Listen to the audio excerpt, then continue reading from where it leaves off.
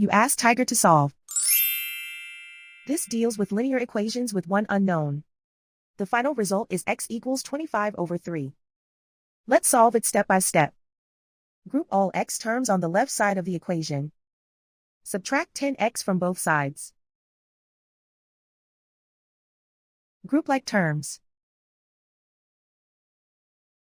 Simplify the arithmetic.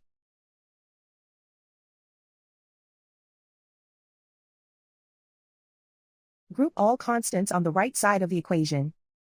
Subtract 100 from both sides. Simplify the arithmetic.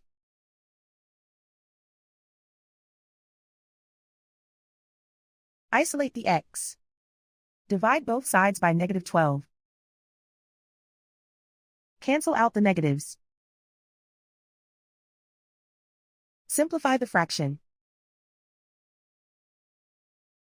Cancel out the negatives.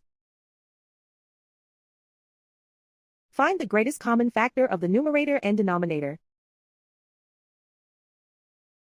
Factor out and cancel the greatest common factor. And so the final result is x equals 25 over 3.